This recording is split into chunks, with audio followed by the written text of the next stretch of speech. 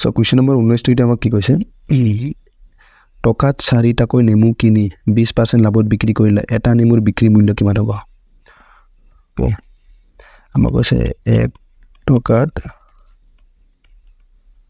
নেমু কিনে 4টা ওকে 1 টকাত নেমু কিনে 4টা বা আমি ক'ব পাৰো 4টা নেমুৰ মূল্য কিমান 1 টকা ওকে তো এটা আমাক খুলিছে কি 20% লাভ হলে এটা নেমুৰ বিক্ৰী মূল্য কিমান ওকে আমাক কৈছে 1 টকাত নেমু কিনে কিমান 4টা কিনে মানে কি ক'ব পাৰো আমি তাৰ উল্টাটো হয় 4টা নেমু মানে 1 টকাত কিনে বা 1 টকা 4টা নেমু পায় আৰু 4টা নেমুৰ দাম 1 টকা একে কথা তো আমি এটা নেমুৰ দামটো জানিব লাগিব তো আমি কি কৰিম এটা নেমুৰ কিমান যাব মূল্য এটা কি আছিল এটা 4টো ইফালৰ পৰা ইফালে গ'লে আমাৰ কি যাব হৰণ যাব তো এইটো হ'ব 1/4 টকা ওকে 4টা নেমুৰ মূল্য 1 টকা তো এটা নেমুৰ মূল্য কিমান যাব 1/4 টকা এটা আমাক লাভ কিমান কৈছে লাভ দিয়া আছে আমাক 20% তো 20% লাভ হলে আমাক কি হ'ব বেচা দাম কিমান হ'ব তো আমি লিখিব লাগিব এটাকে কি হ'ব এটা নেমুৰ বেচা দাম কিমান হ'ব যেটো আমাৰ আছিল এটো থাকিবই 1/4 টকাটো থাকিবই ওকে আৰু লাভ কিমান আছে 20% কিহত লাভ হৈছে যোনটো কিনি আনিছিল এটো মূল্যত 20% লাভ হৈছে নহয় জানো তো 1/4 ত কি হ'ব আমাৰ 20% মানে 100 ভাগৰ 20 ওকে তো এটা আমাৰ 0 0 কাটি গ'ল 2 গুণ 2 আকৌ 2 5 গুণ 10 ওকে তো তলত থাকি গ'ল আমাৰ কিমান 4 আৰু 5 পূৰণ হৈ যাব এটা 1/4 প্লাস এটো কিমান হ'ব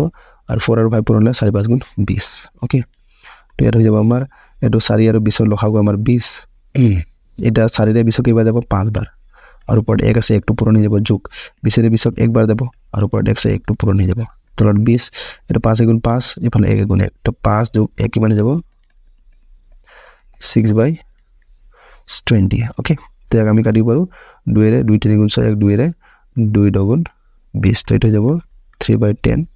টকা ওকে তো আমি পালো কি হয় এটা নেমুৰ বেচা দাম কিমান হ'ব 3/10 টকা ওকে ইয়াৰ পিছত আমি question number 22 so question number 22 কি হৈছে এটা বস্তু 500 টকাত বিক্ৰী কৰিলে 5% লোকসান হয় ওকে কি হয় এটা বস্তু যে আমি 500 টকাত বিক্ৰী কৰি 5% লোকসান হয় এটো কিমান দামত বেচিলে 5% লাভ হলে হেতে কিমান টকাত বিক্ৰী কৰিলে 5% লাভ হলে তো 500 টকাত বিক্ৰী কৰিলে কি হয় 5% লাভ হয় তো প্ৰথমতে আমি ধৰি লম সো কি হ'ব প্ৰথমতে দোকানী জানে বা মানুহজনে কি কৰিব বস্তু এটা কিনি আনিব জানো কিনি পলাই যেটা কম দামত বিক্ৰী কৰিব তেতিয়াহে কি হ'ব লাভ বা লোকসান হ'ব যেটা কম দামত বিক্ৰী কৰিব তেতিয়াহে লোকসান হ'ব বেছি দামত বিক্ৰী কৰিলে লাভ হ'ব তো প্ৰথমতে কিনা দামটো আমি জানিব লাগিব না জানো তো কিনা দাম আমি প্ৰথমতে ধৰি লম x টকা ওকে আমি নাজানো তো আমি ধৰি লম x টকা ওকে এটা কি হয় যেটা 500 টকাত বিক্ৰী কৰে 500 টকাত বিক্ৰী কৰিলে আমাৰ কি হৈ আছে আমাৰ 5% লস হৈ আছে ওকে তো এইটো আমি কি কৰিব লাগিব এটা আমি এইটো x লগত আমি এইটো মিলাই পেলাই লিখিম ওকে তো চোৱা কি হ'ব আমাৰ প্ৰথমতে আমাৰ দামটো আছিল কিনা দামটো x টকা আছিল ইয়াত লস হৈ আছে মানে মাইনাস হৈ আছে ওকে কিমান লস হৈ আছে 5% কাৰ 5% যিমান দাম আছিল তাৰ 5% হৈ জানো তো x ৰ 5% দেখি এইটো আমাৰ প্ৰথমতে কিনা দাম আছিল আৰু তাৰ কি হৈছে 5% এইটো আমাৰ কি হৈ আছে লস হৈ আছে তো 5% লস হওঁতে কিমান টকাত আমি বিক্ৰী কৰি আছো 500 টকা নহয় জানো এইটো 500 টকা সমান হ'ব কাৰণ 500 টকাত বিক্ৰী কৰিলে 5% লস হৈ আছে আৰু এইটো আমাৰ প্ৰথমতে x টো আমাৰ প্ৰথমতে কিনা দাম আছিল তো তাৰ আমি কি কৰিছো এইটো x ৰ 5% আমি বিক্ৰী কৰি দিছো তো কি আছে ইয়াৰ 5% লস হৈ আছে আৰু 500 টকাত বিক্ৰী কৰিলে 5% লস আছে তো দুটাও কি হৈ যাব আমাৰ সমান হৈ যাব ওকে তো x মাইনাস এইটো x ৰ 5% মানে 5% মানে লিখিব 5/100 নহয় জানো আৰু ইফালে হৈ গ'ল আমাৰ 500 তো 5 ৰে 5 গুণ 5 5 ৰে 5 2 গুণ 10 আৰু এইটো 0 তো হৈ যাব x মাইনাস ওপৰত হৈ যাব x/20 1 আৰু x পূৰণ হ'লে x আৰু তলত 20 আৰু ইফালে হৈ গ'ল আমাৰ 500 তো ইয়াৰ আমি এই দুটাৰ পৰা আমি লসাগু ল'ব লাগিব 20 ইয়াত 1 আছে এটা 1 ৰে 20 যাব 20 বাৰ আৰু 20 আৰু x পূৰণ হ'লে 20x মাইনাস 20 ৰে 20 1 বাৰ তো 1 আৰু x পূৰণ হ'লে x ইফালে যাব আমাৰ 500 ওকে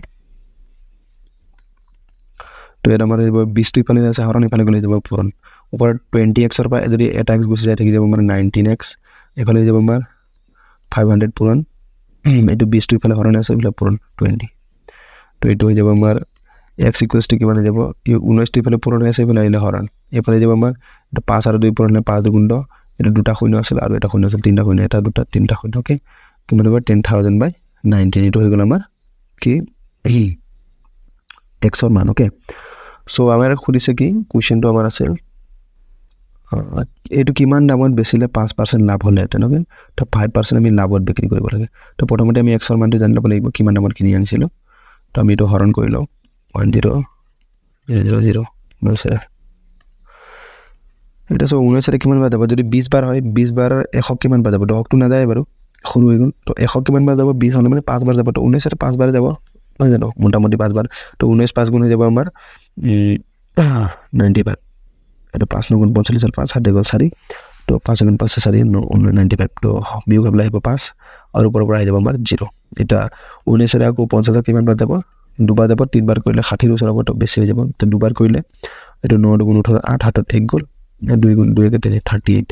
তো 8 10 পাৰ গ'লে 2 পালে 4 পাৰ 3 গ'লে 1 তো ওপৰৰ পৰা এটা আকৌ 0 নিব 120 এটা 19 120 ক 5 বাৰ কৰিলে 100 সমান তো 6 বাৰ যাব লাগে যদি মই 6 বাৰ কৰোঁ এইটো হৈ যাব আমাৰ 9 6 গুণ 54 9 6 গুণ 54 হাতত গ'ল 5 পিছত আকৌ ইফালে 6 গুণ 6 6 5 হৈ যাব আমাৰ 11 114 তো ইফালে 10 পাৰ 4 গ'লে আমাৰ 6 থাকি যাব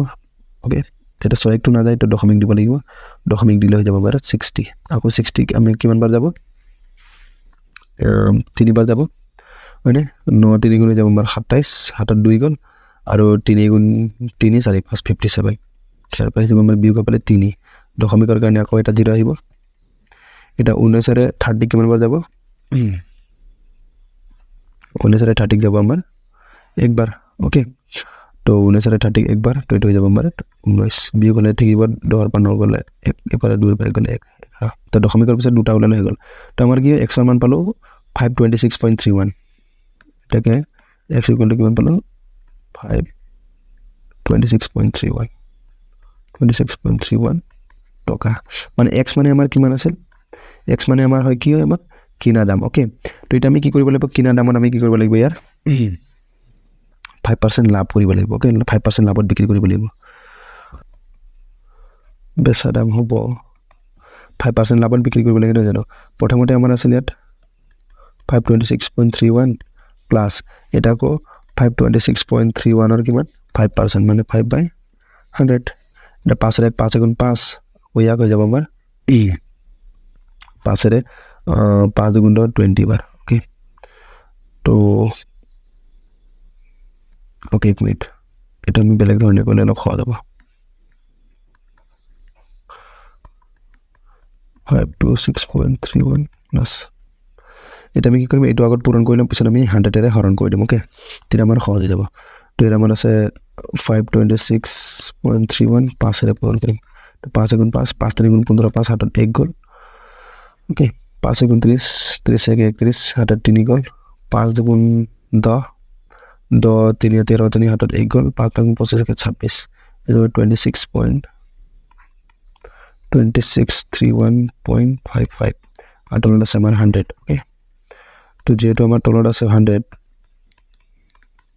তো 100 দুটা ঘৰৰ একৰ পিছত দুটা শূন্য আছে দুই ঘৰ আগত দশমিকটো ইয়াত বহি যাব আমাৰ হৈ যাব এইটো 26.31 ওকে দুই ঘৰ আগত দশমিক বহিলো স্যাৰ পাছৰ 5 লিখা নাই আৰু দশমিকৰ পিছত দুটা লিখিছে তো এই দুটা আমি কি কৰিম এটা যোগ কৰিম তো 526.31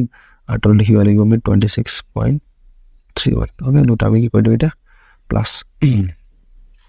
তো এইটো 1 1 2 এটা 3 3 6 এবারে যাব আমরা 6 12 2 হাতত 1 গল এটো 2 2 4 1 5 আর হলো 552.62 552.62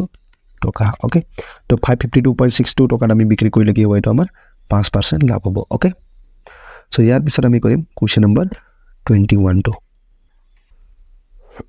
সো এটা সব কোৱেশ্চন নম্বৰ 21 কোৱেশ্চন নম্বৰ 21 আমাক কি কৈছে গ্ৰাহকক আকৰ্ষণ কৰিবলৈ এজন ব্যৱসায়ী কি কৰে এটা চাৰ্টৰ দাম ক্ৰমে 10% 1.5% আৰু 5% ৰেহাই দিয়ে তিনিটাৰ সমতুল ৰেহাই কি হ'ব উলিয়াব লাগে ওকে অ'কে চোৱা প্ৰথমতে আমাৰ কি হ'ব বস্তুটো কিমান ৰেহাই দিব বুলি কৈছে 10% 10% আৰু 5% ৰেহাই দিয়ে অ'কে তো ৰেহাই কেতিয়া দিব তাৰ কাৰণে আমি কি লাগিব প্ৰথমতে ছপা মূল্য লাগিব নহয় জানো কিবা এটা আমাৰ মাৰ্কেট প্ৰাইচ থাকিব প্ৰিণ্টিং প্ৰাইচ থাকিব সেইটো প্ৰাইচতে কি কৰিব আমাৰ বস্তু কি কৰিব দোকানীজনে আমাক ৰেহাই দিব তো প্ৰথমতে আমি কি কৰিম বস্তুটোৰ মূল্য আমি কিমান ধৰি ল'লোঁ 100 টকা ধৰি ল'লোঁ অ'কে তো এতিয়া চোৱা আমাৰ কি হয় বস্তুটোৰ কি হয়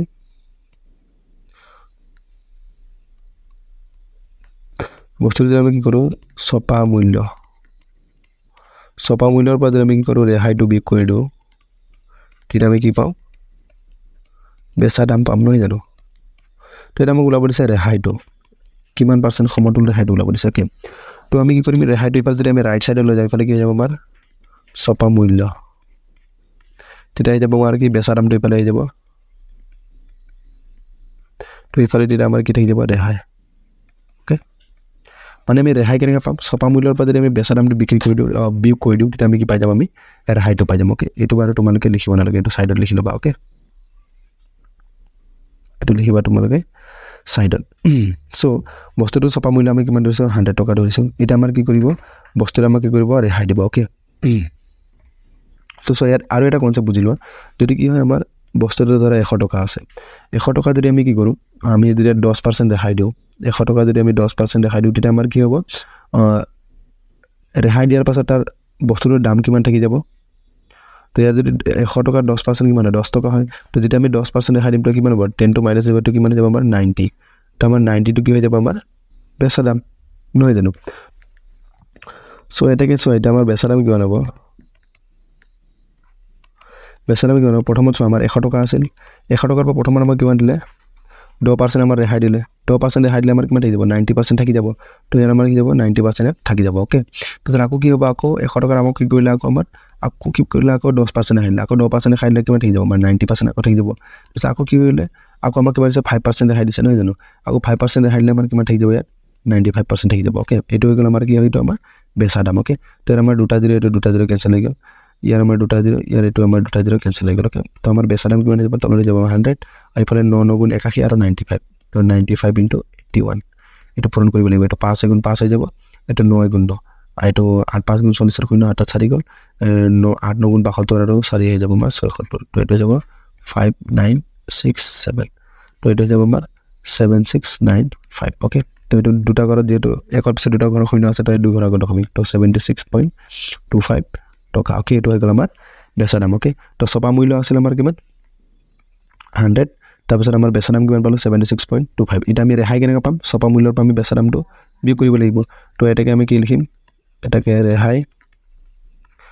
পাৰ্চেণ্টেজ ইকুৱেল কিমান যাব ছপা মূল্য আছে আমাৰ 100 বিয়োগ বেচা দাম কিমান গ'ল 76.25 অ'কে তো এইটো হৈ যাব আমাৰ পাৰ্চেণ্টেজত তো এইটো যদি আমি বিয়োগ কৰি দিওঁ 100.00 76.25 বিয়োগ সরি এটা 25 হয় এটা হয়ে যাবে 95 এটা হয়ে যাবে 95 তো যদি আর কি এফালে 10 বা 5 গুণ আমার ঠিক 5 এফালে 9 বা 9 গুলো হই না দশমিক এফালে 9 বা 6 গুণ আমার ঠিক যাব 3 আর এফালে যদি আমার কি 9 বা 1000 ঠিক যাব 2 তো হয়ে যাব আমার 23.05% ওকে